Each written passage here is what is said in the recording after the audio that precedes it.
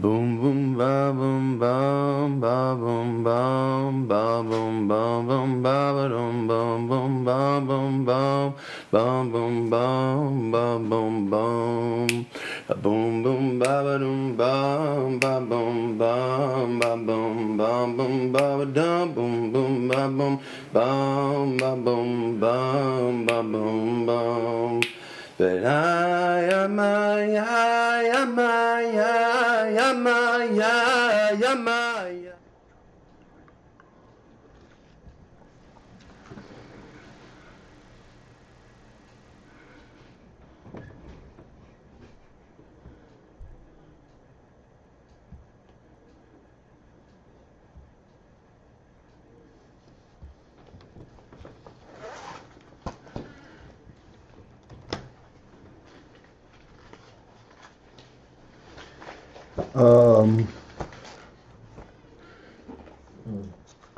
So we are essentially, okay, two lines on the bottom. Thus, on page Kufa and Dalet. So we have discussed the fact that the oir, in Atzilus, the oir becomes nislabish in Kelim. We tried as much as possible to give us a grasp, give us an understanding of what that means with various misholim. That the oil is mislabish in kelim,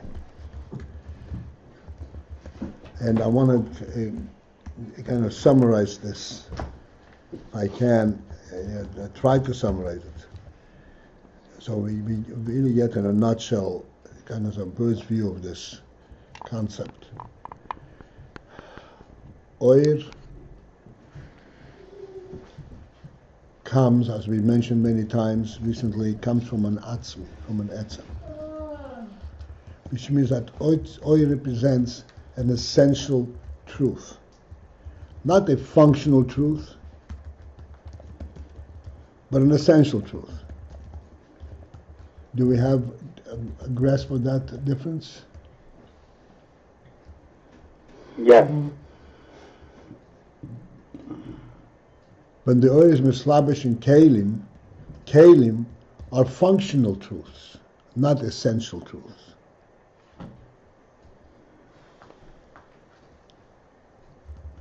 Do you understand that?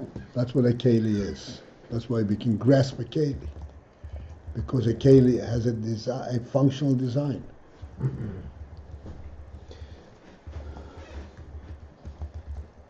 I don't get it. Well, I'm sorry, Shmuel.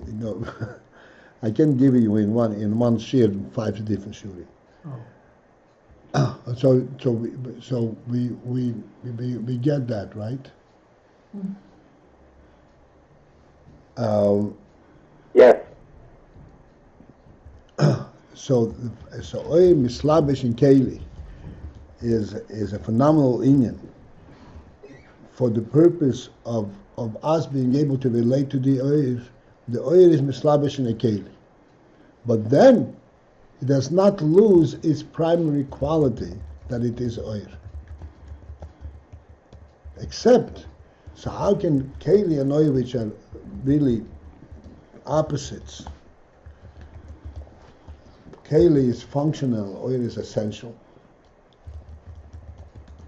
And for this we have a clear muscle. The neshama is life itself. The guf, that is not life. And the guf and the neshama join together, and the guf comes to life. As we discussed many times, so the guf comes to life does not mean that the guf itself becomes life, but it is really a receptacle for life, and it functions like a living thing, but only on a functional level. The guf does not perceive the truths that the neshama perceives, but it senses itself and senses the gashmi in a very sensitive and a very true manner.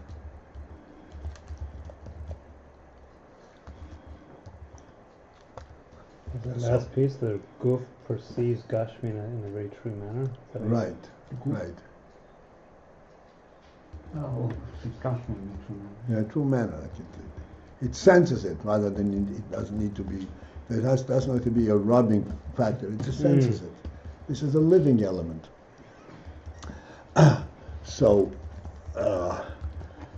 this is called hislapshus.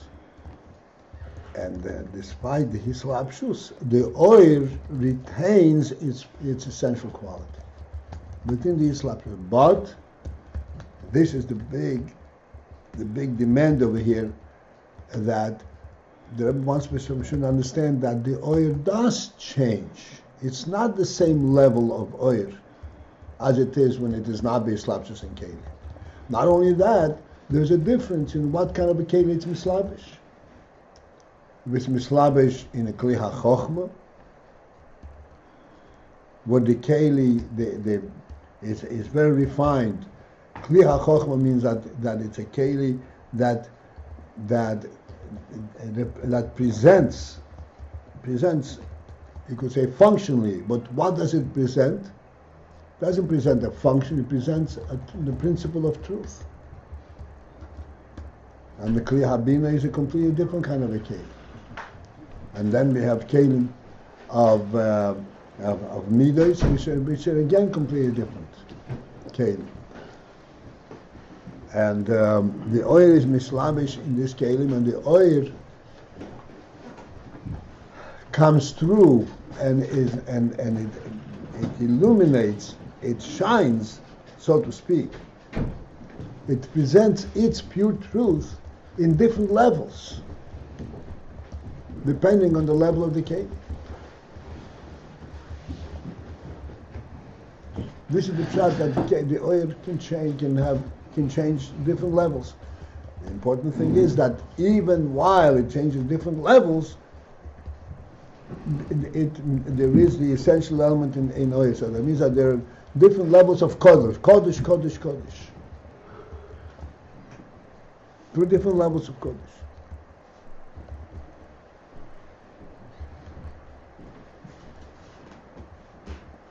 Okay. And this is but this is second line from the bottom. That's where we're going to start reading inside.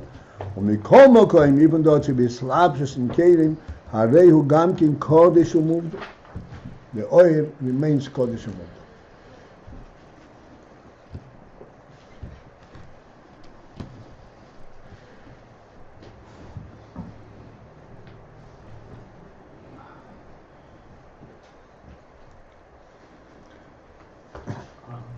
I want to give us a very tangible element of oil and keli, which is far from oil and keli per se, but just the concept of keli versus the essence that's in the keli.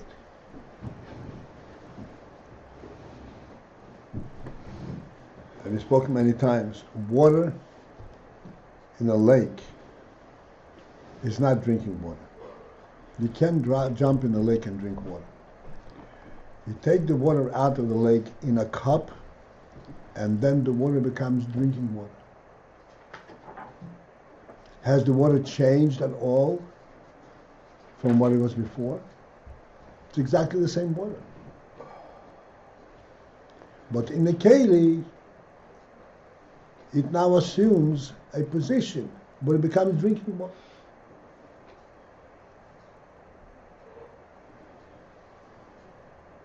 Because the keli effect brings the oil to such a level that now you can drink it. By a keli, you mean A cup. A cup, not your hand. No, a cup. If you would take water with your hand, if you cup your hand, you drink water like that. That would not change the water. Well, you can go in a lake and also drink, but this is not called drinking water. Drinking water is when the water is in a cup. By who? What defines By normal people, I suppose.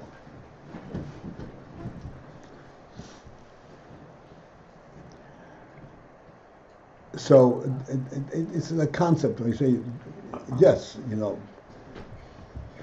it's the same water, but there's a fundamental change. It's presentable in a cup, and it is it's called water to drink. If you ask somebody, can I have some water to drink? You don't expect them to bring you a lake. You expect them to bring you a cup. There's the lake. Go jump Or to throw you in the lake. Or to throw you in the lake, or to bring a sandy down. Okay. So the Moshe, you're giving this Moshe. I'm just showing the effect of a keli with an essence. Okay, water is not an oil, but it has the certain similarities in the sense that the water, there is an essential presence of water. Like a lake is like an essential presence of water. It's not like a reservoir where you collect water. This is the essential place of water is. And then you take it, you draw it from an essential place to a usable place. And they're very, very different levels. For instance, in our case, we have a whole process. It goes from lake into the reservoir, from reservoir into a filtering system, into the pipes, into our faucet until it comes into a cup. They're all different stages. It is the same water, and it's not the same water.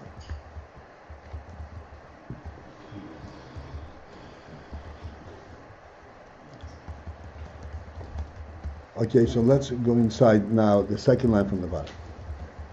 So even though it's established in Kelim, Harei, Umikom Kemarei, Kodesh Umudul, and yet still it remains Kodesh Umudul in the Kelim. Ukmei Shekosu B'Zeyar HaPosuk.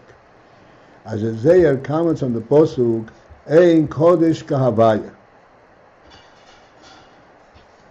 That there is none holy like Havaya. So the Zayar explains that this is telling us the following principle. Kamo Kadishin Inun. There are many Kadishin. Many things, many Madrigas are called Kadishin. The lays Kodesh Kahavaya, but there are none that are Kodesh like Havaya. So what's the message? What is this referred to? What is this telling us? The Hainu. And the point is this. The Ha'oi, Sheha'oi, that the Oi, we have now moved to Kufayin Hay.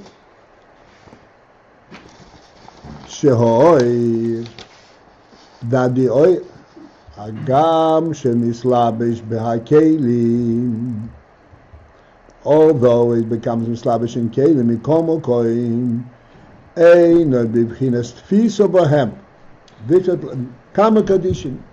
There are many levels of kodesh. Even the oil that's in the kelim, even mislabish in kelim. Mislabish in kelim means it actually acquires the qualities and the functionality of the kelim. But nevertheless, it does not become tofus that the oil becomes merely functional. It still retains its essential quality. So can I just ask a question before you go on? Yeah. I'm sorry, just I'm lagging behind here. So he says, "Makom Malkum Harayhu or Hain Gamkin Kodesh Mudal." The just because the oil is mislavish atzilus in the kelim, nevertheless it's still Kodesh Mudal. That's what he's saying? Yeah. Yeah. And in what sense is it Kodesh Mudal? From what? From being a Metzias, from being a king. From being a Metzias. From being Metzias. It still retains its pure and true quality. Okay. Even to the point where it's oil mein hamoil and oil atzmi and so forth. This is of the Kodesh. Right, This the is three highest, Kodesh. This is the lowest. What is No, there are different levels. That's what he says. Then how can it be different levels of Kodesh? Right. So we explain that different levels of Kodesh. And Atzilus. Atzilus, this is where the Hislapshus in Kalim takes place. The first place. Hislapshus in Kalim is in Atzilus. So this would be the lowest of the Kodesh, or the... No, within Atzilus itself there are There's Kodesh. different madrigas. Oh, I see. Okay. Like we said, Chachma, then there is Boichin, and there is Midas. I see. Al Atzilus. Al Atzilus. Of the Kalim of Atzilus. Right. Okay. That's what I mean by Kama Kadishin in Nun? The Gimel Yeah. Kama? Kama, there are many Kaddish. Gimel Kibiyam Kodesh is within, so to speak, the realm of Atzilus, but Kama Kaddish.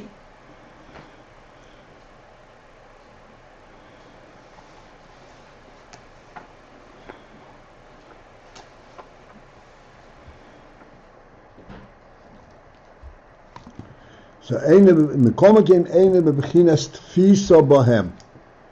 this is, so to speak, an explanatory note. What do we mean it remains Kodesh, even though it's mislabish in the Kelim? It's mislabish in the Kelim, but ein b'chinas tfisa. It is not in a form of tfisa, of being grasped by the Kelim.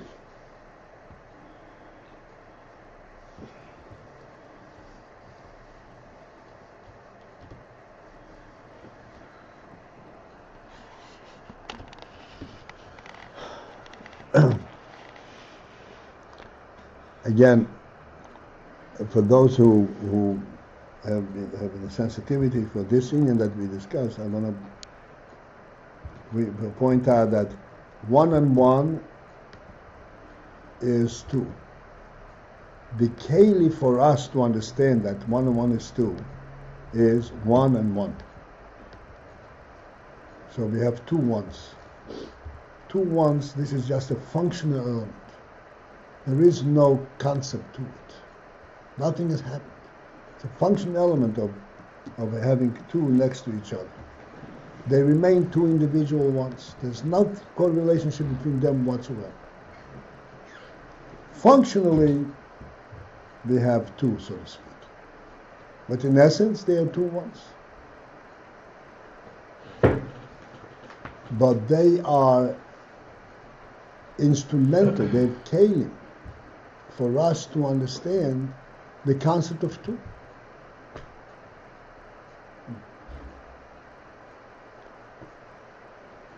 The concept of 2 is an independent concept.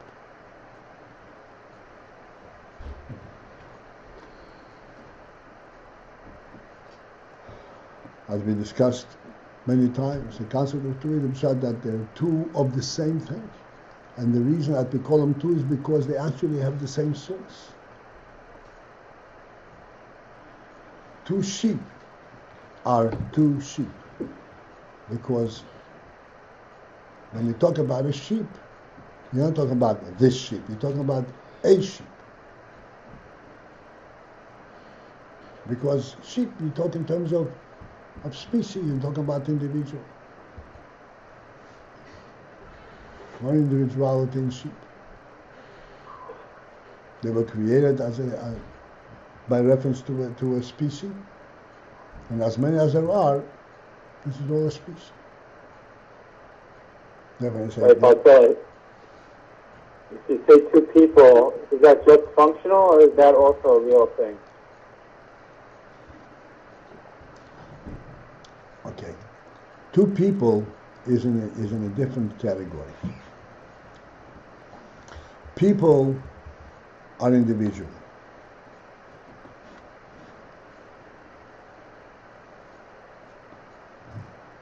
They always remain individual. People are not referred to by species. You don't say, what is this? You say, who is this?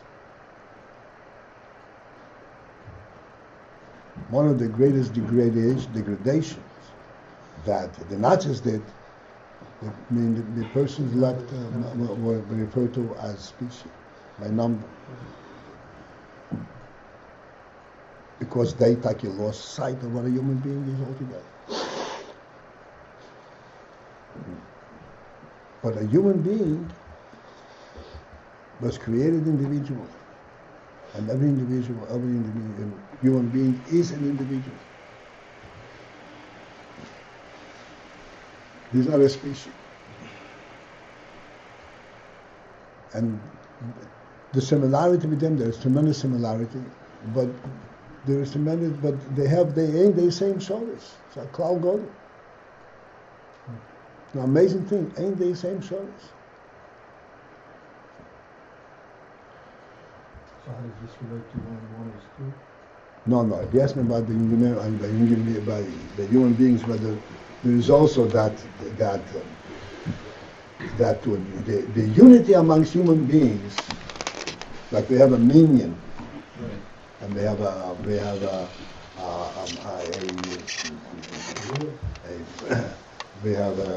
Zuman, whatever it is. There, the unity is not.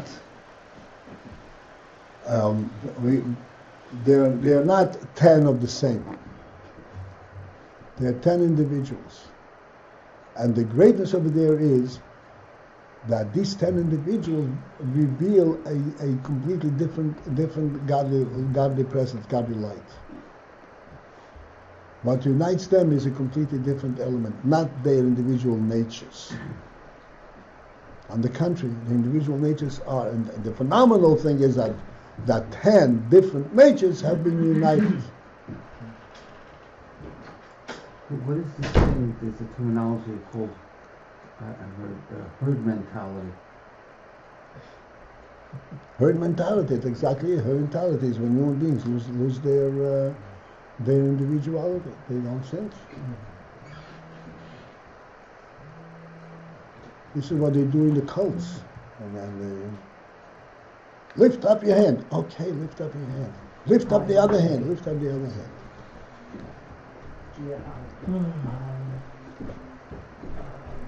And get people to react rather than act. Okay, I just wanted to point out that this, like in the 1-on-1, the more when you think into it, you will see that the concept of 2 is not in 1-on-1. The concept of 2 is a deep intellectual concept. So how does this relate to Slavshus and Tefisa? It's mislavish. It's mislavish in these 2. The concept of 2 is mislavish. Mislavish in these 2, but it's not needful in there. Meaning it doesn't actually come into them and have any. It's not. Tefisa would mean like it's captured by them. That's right. It's not captured. They remind you of the Indian. They don't really represent the Indian.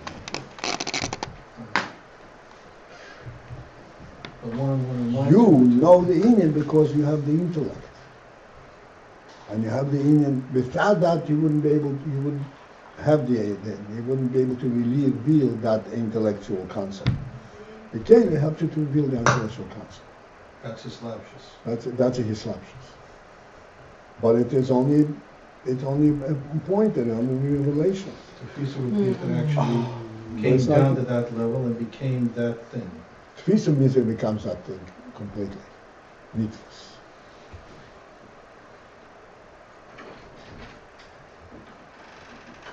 So these Ayers and Atzilas, that doesn't happen to them. That's right.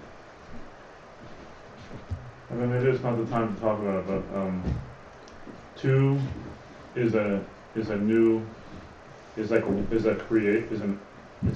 new entity. It's not 1 and 1. Is that the point? 2 is not on 1-1. 2 is a concept. 1-on-1 is a fact. Okay. So a concept, and it's not functional. What's the difference? Like what's the difference to us? Whether it's a concept or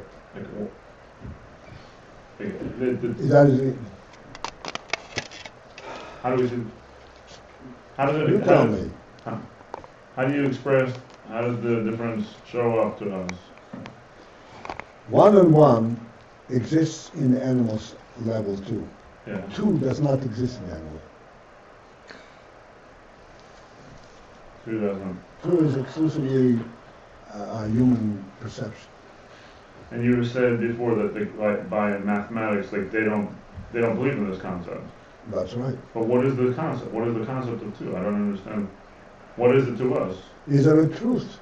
Is there a truth to it? What's the truth about it? That's more important than one and one.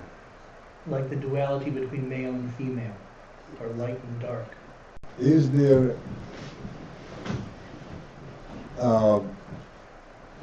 well, I demonstrated this in when we talked about it from a halacha perspective. Remember that? Counting Yeah. per mice. That's considered those two animals are considered one. Because you had one. Two. If you would ask another animal, is this two animals or one and one animal? They would not say this is one. They would say this is one. One on one. That's the one mice. Like I told you the story with the dog that was made out of arithmetic calculations. Yeah. Remember that story? Yeah. Baruch, you forgot the story? I remember a horse. Huh? No, I don't remember the story. What's the story? It's worth telling again. The story. I mean, I don't know if it's worth telling again, but I'll tell it anyway. There was a gentleman. He deserves to be mentioned because he was a very fine gentleman, a loner never. He mentioned this there, L'schus and Shmosik. So he was a fine gentleman. He was walking and it was on Eastern Parkway with a little doggy. This was his companion. He was very educated apparently, but he was a loner. From time to time he would engage the Bochum, our boys in a conversation. So one time he was standing on the corner of Kingston Eastern Parkway, and he was showing what his dog is able to do. So he would say 2 and 3. And the dog would bark out 5 times. Wow! People are just beside themselves. Wow! The dog knows 2 and 3. Okay, so you're gonna say. But if you really think about this, and I remember if my kid said no, they didn't count. Right away I realized that even a young kid, the dog barked out twice, and barked out 3 times. The dog didn't bark out 5 times.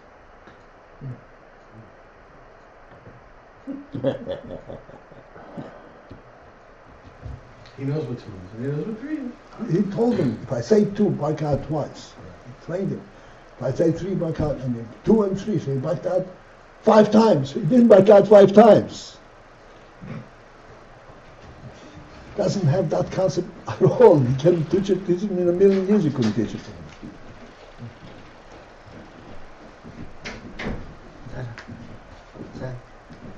Herman? What? Herman? What? The name? Yeah. I don't remember his I name. think on Kingston. Yeah. You remember him? With the white little doggy? So by non-Jews, like outside of Torah, is it still a real concept, or is it only in Torah, like by this demonstration? I'll tell you. The truth is like this. Every human being perceives this, has this intellect. But those who are highly educated, the professors, they don't have it.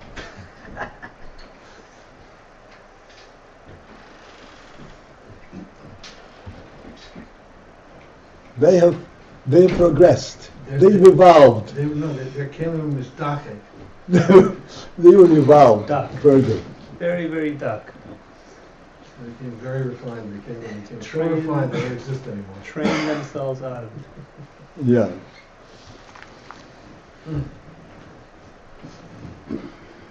So this is a very important thing to understand.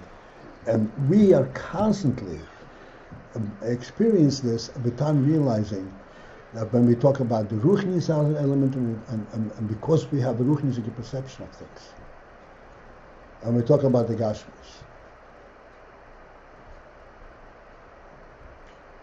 And like we point just now, that we have a concept of two. That's not a goof concept. That's a neshama concept. So this is Islamshus without tefisa. This is a neshama concept. And we pointed out many things that by sensitivity of the hand and all that, this is all neshama. Except the goof it becomes a keli for it. And this keli enables it that you should be sensitive to gashmis. But the whole concept of sensitivity is a ruchnis keli. Gashmis don't know what sensitivity is. If you put two rocks one next to the other, do they know that they're touching? Is there any any meaning to touching two rocks touching?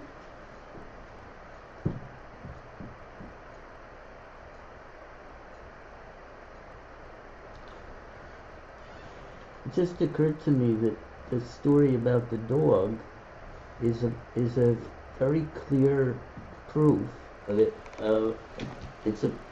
Of the fact that animals do not have language. Okay. All right. So there wouldn't, would it be a mila if Beis would be toughest in the Kalim? Isn't this like sort of what happens Yosid Lava or Bisman Mashiach?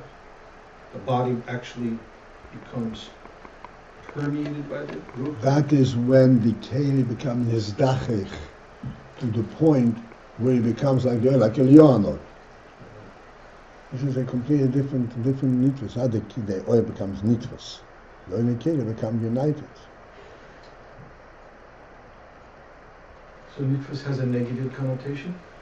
Nitvus in the keli has a negative connotation in a certain sense. Like a ruchnistic of Arstein becoming too negusha. By the professors, the ruchnis becomes nitvus in the keli. And the loose side of the oil.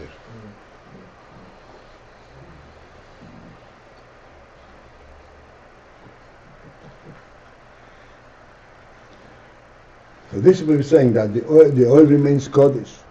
Even though Mislav Shikim, because we come in Kines Nitva, Shaharei, why do we say in Kines Tfisa? Shaharei, since that Ha'oir, the oil in its state, in Atzilus, even though it is oil bekelim, who bivchinas ein soif lehis pashtus. It still retains this bechina of being ein soif lehis pashtus.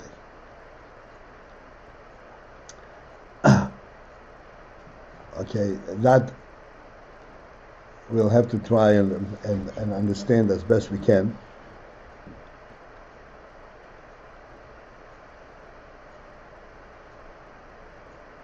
That the hispashtus, the effect of the oil, is bibchinas ein sof.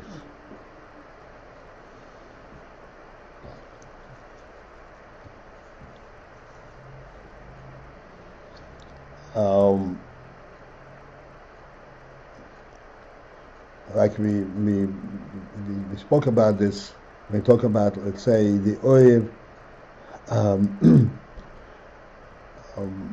at any level, because even though we slapshus in the lower kelim, let's say in meters. So in midas chesed, so we say the kli chesed that has a precise presence. We say chesed is present when there is one with whom to do chesed. Like we say next year. And if there isn't one with whom to do chesed, the whole midah is what? That is only the oil chesed in a keli. In a keli there has to be some functional element. If there is no one to do chesed on, there's no place for the keli. But the oil chesed as an element is a godly element, an element of truth. What is the Inyan HaChesed as we discussed the other day? The Inyan HaChesed, this is the Inyan in a Lakus, that it is mispashet and it excludes nothing. It provides for everything. Provides for everything, indiscriminately. This Inyan, no matter in what minute form you find it, it remains Ein Sof. The principle with this Ein Sof. Even when it does become functional. Even when it becomes functional, even when it becomes in Kelim in functionality. The oil itself remains Ein Sof in this pashtus. You cannot capture the oil and say, okay, this is the end of it. Under this circumstance, this circumstance doesn't exist.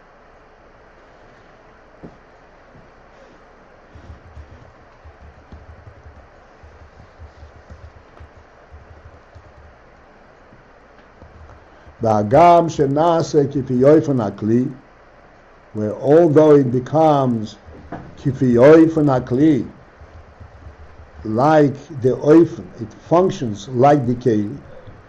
In other words, like the keli represents it. But yet still, it does not change to the mahus hakeli, into the mahus of the keli. Here again, we have an exposure to the term mahus, as we tried to discuss many times.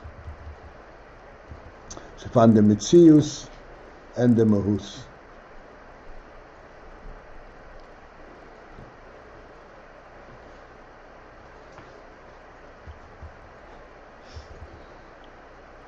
The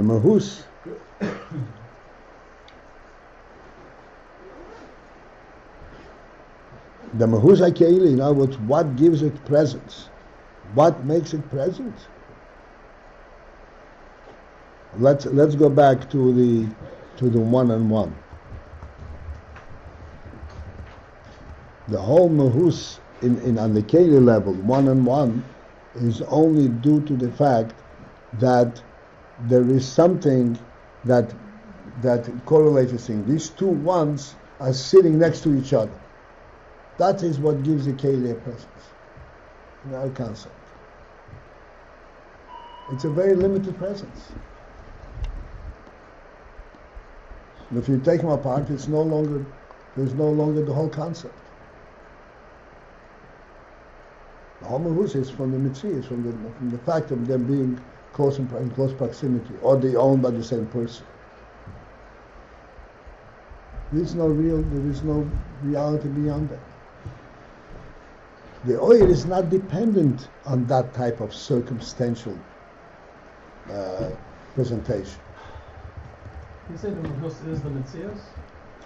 In the Keli, the mahus is close in way to the mitzias. So what's the difference between the mahus and the mitzias in this case?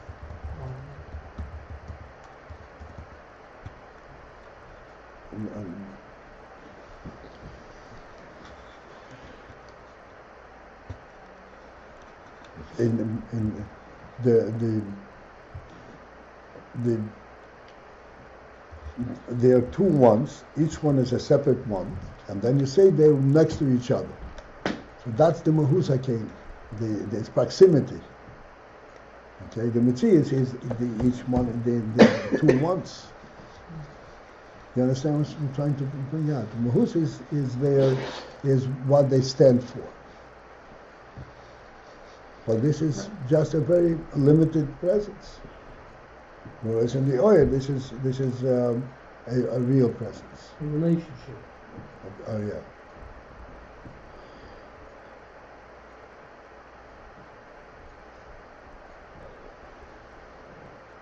All right, let's continue on.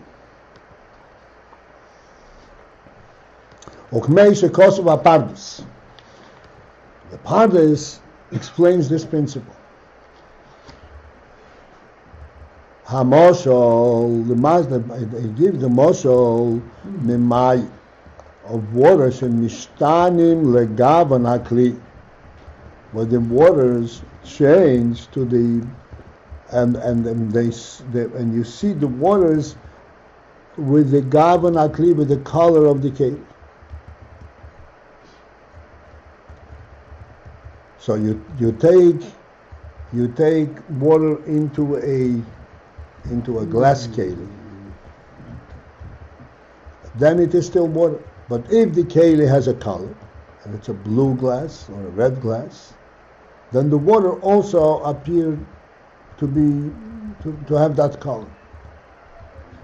The water appeared to have that color while they're in the keli, and it looks like a different kind of water, a blue water and a red water.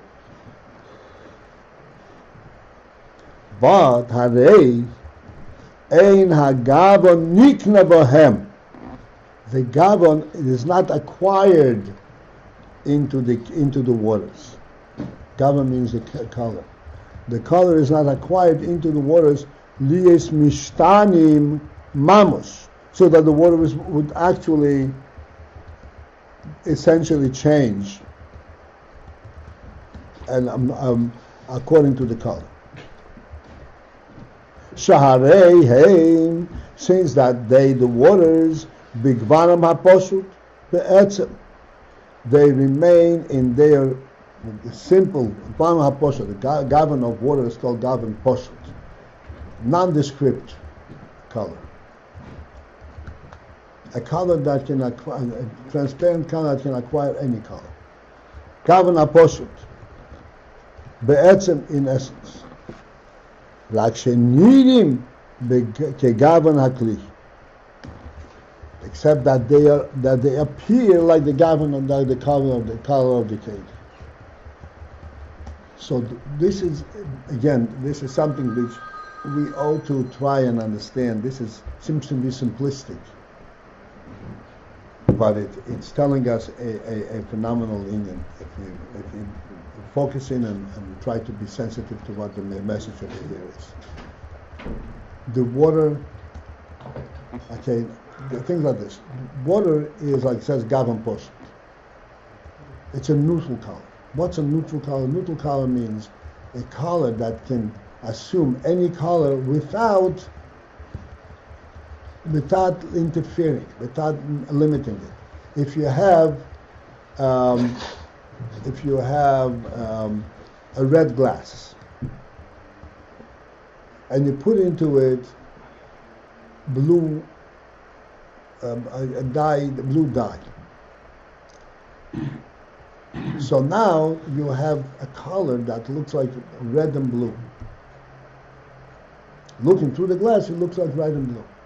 You will not see pure blue because the red modifies it. It qualifies it according to its color.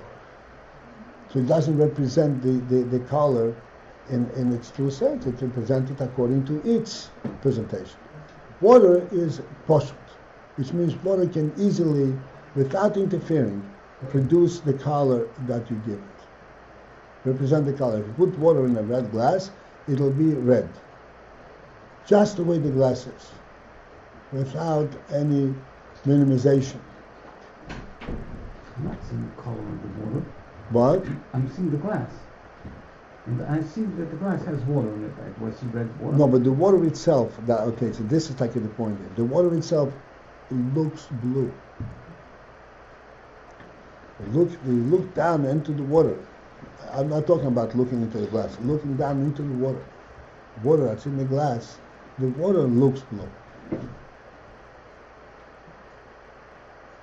What about food coloring? No, 1 second. What color is the glass? A blue glass. A blue glass. Let's say whatever color. The water looks blue. So we're saying the water retains its neutral color of poshut, but it looks blue. Now, what is this that it looks blue? It shows its neutral color, and it shows that neutral color can look blue.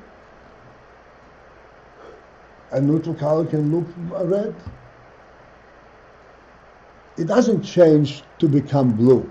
It says that a neutral color can be presented as blue and can be presented as red.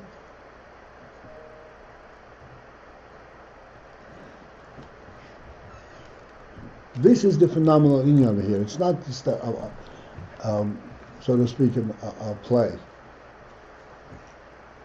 There is an effect of the keli on the water.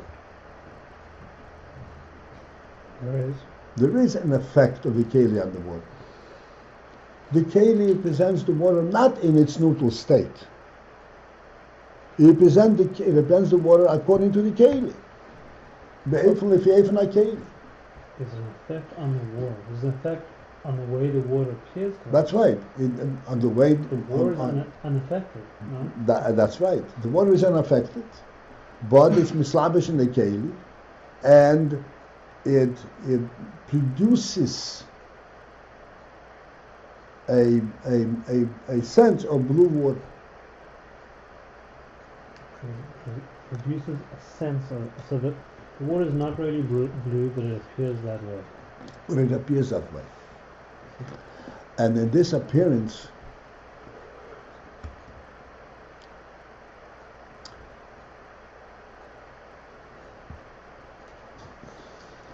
okay, let's step back a little bit. I want to see if you can grasp it. It's such a simple thing, and yet it has such a profound message in it, and it is very useful to try to understand. We are saying all the time that the oil is mislabish in the keli, and it becomes kifi oif and hakeli, and yet it remains really neutral. Really, it remains unaffected. It retains its essence. It remains unaffected.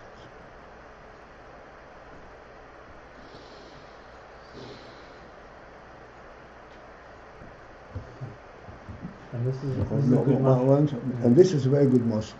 Mm-hmm. Except the motion is so good and that we miss the point. It's so simplistic almost. We miss the point. And to us, it seems nothing happens with water. It's not true. It happens. It doesn't happen intrinsically. It doesn't change it indefinitely. But while it's in the keli, it is a different kind of water. It has a different presentation. Has a different presentation. So this is a good mashal for how something is both mislabish in the keli. Malabish in the keli, and yet it's unaffected. And yet it's unaffected. The neshama, we always have the mashal. The neshama mislabish in the group. This is very close to home. We experience it, and an important thing over here is that it's important to understand that because of the world we live in, where we lose sight of the neshama altogether. And we think that we understand because the goof experiences something. It is so untrue. It's not a goof experience, it's a neshama experience. It's a neshama experience, a neshama concept. The neshama concept allows the goof to experience that concept. The goof, it's true, the goof knows things only by experience.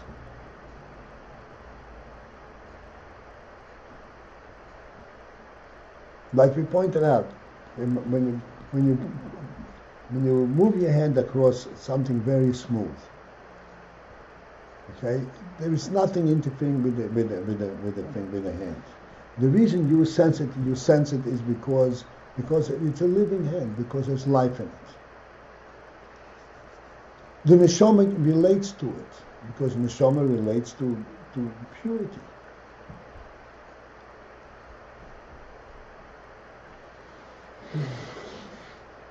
In this goof there is life, and this life is now relating to purity at the goof level.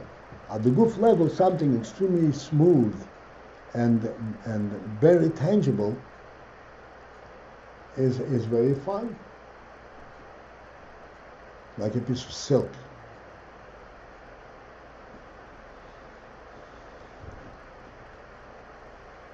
So this is, but so the neshama element in this remains the same. The neshama does not feel the physical silk. The group feels it from the physical silk, because the neshama is mislavish in the group. So the neshama element remains the same. Even though it functions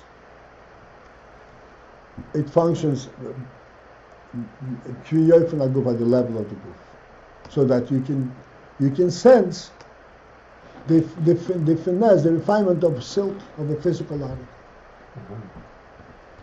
It appears to take on the color of the body. That's right. Oh, that's right. That's right. And this is, as I said, this is important to me to understand, because this is where we become sensitive, become conscious, and see, yes, there's a neshama function in us. This is not a goof.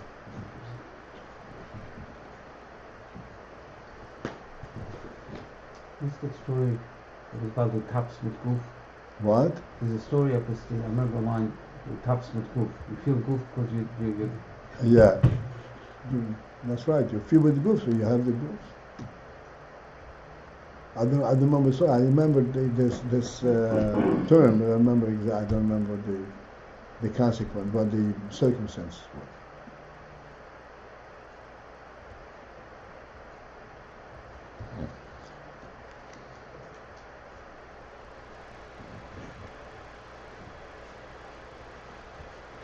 All right, so, okay, so the important thing is, yes, the water remains in its color, but it gives you blue water, and it gives you a different type of a sensation, a different type of experience, a different type of perception. And now he gives another motion. This doesn't give blue water, it gives the appearance of it. That's right. It gives the appearance of blue water. But appearance of blue water is a significant appearance, significant presentation. Mm-hmm.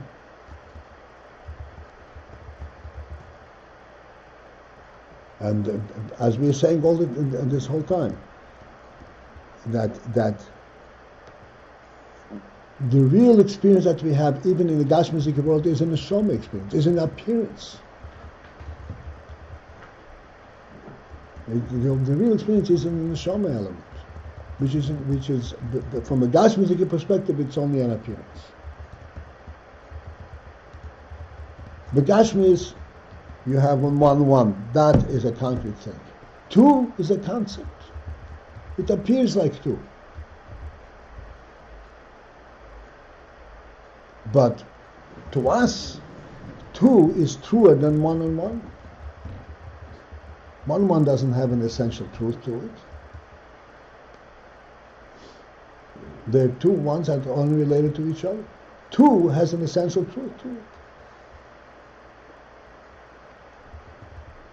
it. Even though it's only an appearance, of the Gashmis, it's only an appearance. But the concept is very real.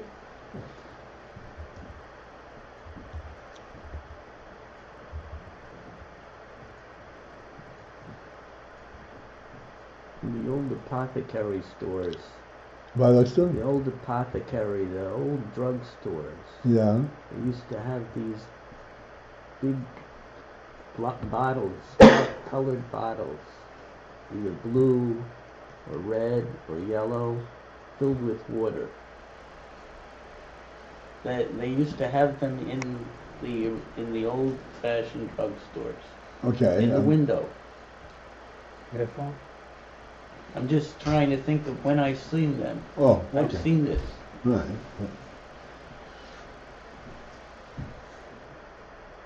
Hey, Paltiel. Yes, sir. The idea that the water remains neutral, but it appears blue.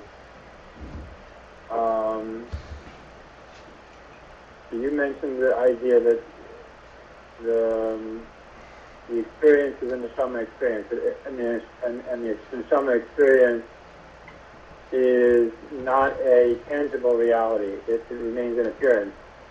On the other hand, is it also true that the goof, which appears the blue, you can mistake? You said that you can mistake it for a physical experience because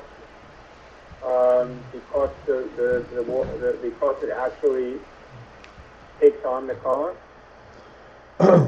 Well, you could mistake it for a physical, but when you come close, you see that it's not really the color is really just an appearance.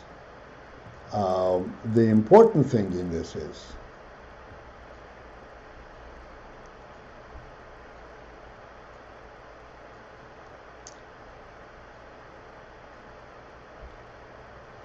I want to give you a very general. We don't have the time to really elaborate on it. Maybe it's not even the place to elaborate on it.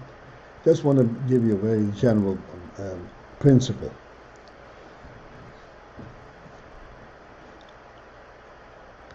We have, millions of species in the world.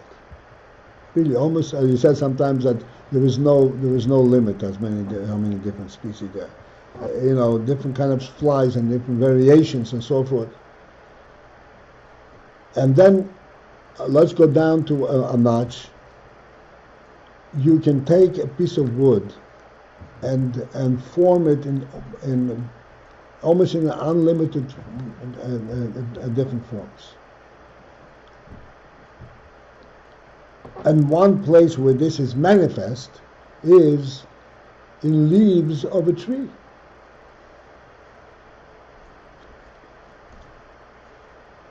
The miracle of miracles that there are no two leaves exactly identical from the same tree, from the same branch, and they're all leaves of that tree, clearly relating to that tree. There are no two leaves identical in any which way. These variations, it's true, it's just an appearance. But what allows for them? What is the spirit behind them?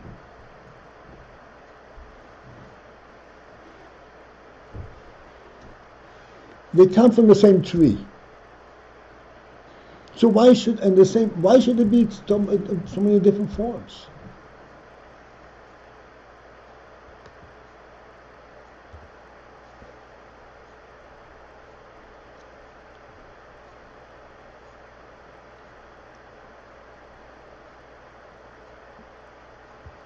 To explain this and to point and bring out the point which I want that we should understand is the following. Chassidus explains that when you put a seed into the ground and the seed grows, it is not the seed that grows. The seed only solicits from the ground the koyach to produce that particular growth. Whether it's a tree or a branch or a bush, whatever it is. The koyach to produce growth is in the ground. It's called koyach hatzameach sheboretz. The Rebbe has put a koyach hatzameach in the oretz. Tatshe oretz deshe. Tatshe oretz deshe has no definitive deshe. Doesn't define what the deshe is. Eitz pri eshe pri leminoi. Every kind. No limit.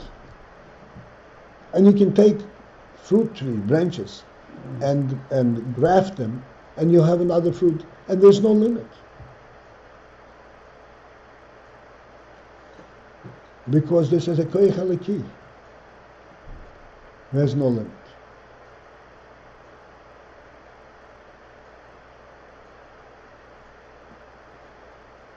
This is why the tree produces thousands and millions of leaves year in, year out, and multiple trees, and they're all different. Because they're all coming, each leaf is not coming from the same source as the other, it's coming from the essence of the tree. The essence of the tree is unlimited.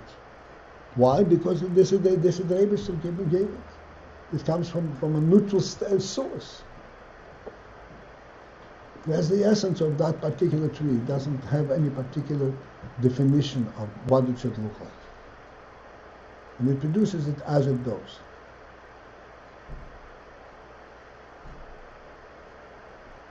So this form that's represented in this leaf from this tree, it's representing really an infinity element. And yet it assumes that form.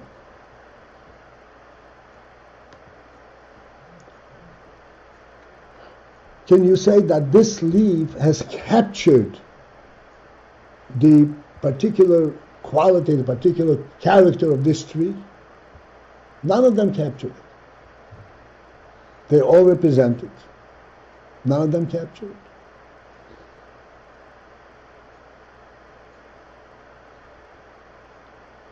This is a phenomenal thing.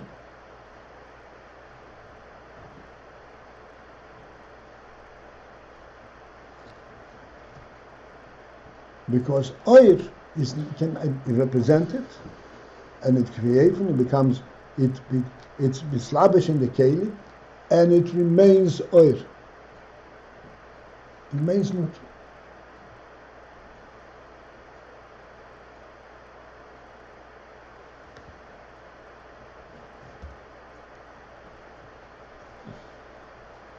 This is a leaf of a fig tree. That's it. That's all it is. It's not the fig tree. It's a leaf of a fig tree amongst billions of others.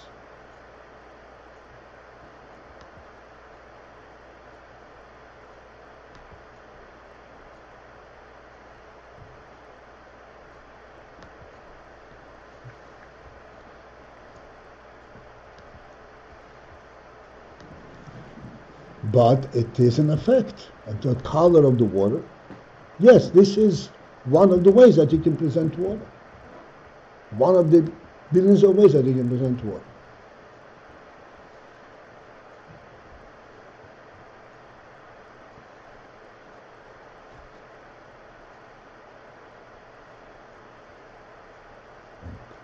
When it's in a clear clean. I'm sorry? When the water is in a clear clean glass. When the water is in a clear kli, then it is not in a keli.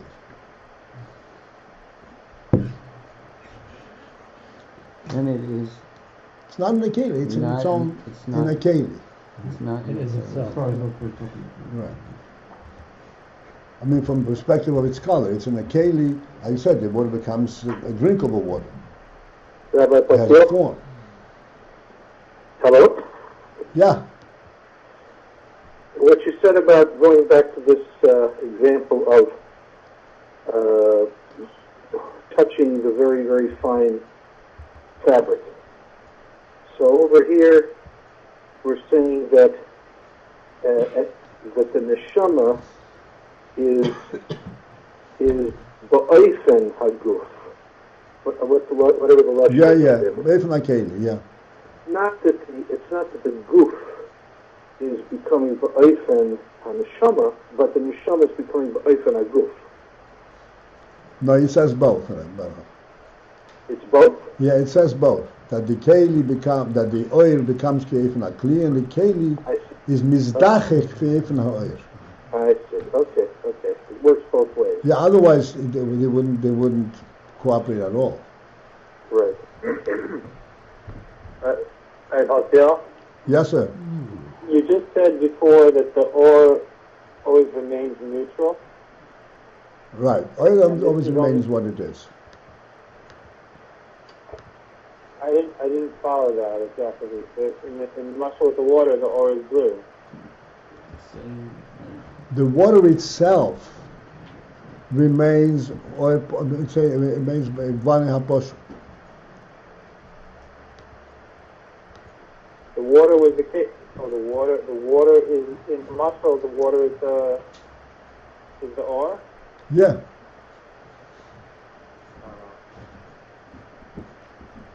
The keli is blue, right? The keli is a keli. What do you say? Art, poetry, these sort of things.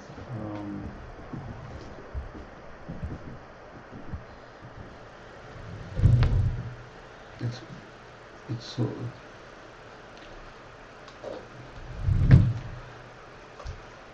that brings out the neshama of the zach. I'm sorry? That brings out the neshama of something. If you want to bring out something to art or poetry, which can't be brought out in otherwise.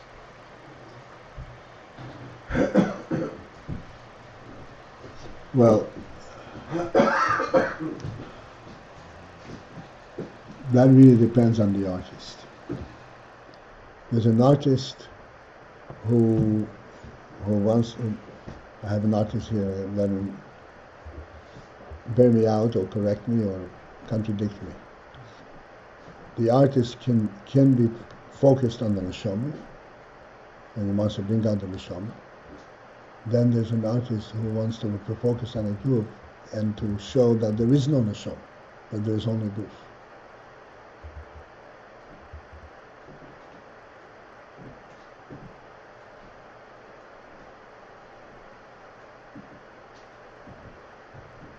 There were artists who produced everything in squares. What's the point?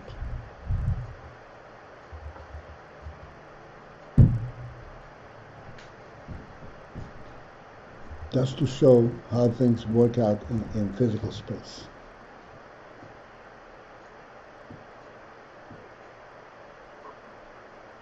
There were artists that had no lines at all in their art. They only had color. Total opposite things.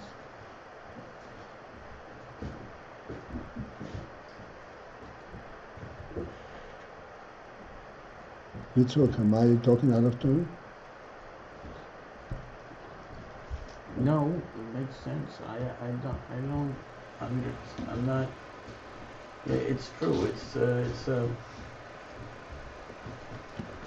depends on the artist. Yeah, it depends on the intention. All right. We overstayed our welcome, but we did it anyway. So have a good evening, and we'll reconvene tomorrow morning, Mr. Shem. Good night, everybody. Good night. Good Mechanic. But the Jews got the move, let's don't let up. Things get in the way to discern. Ooh, thank you, Tati, for letting me learn, letting me earn, and taking my turn. I know you know one day I'll return. Ooh, the favor's deserved, 'cause of your word.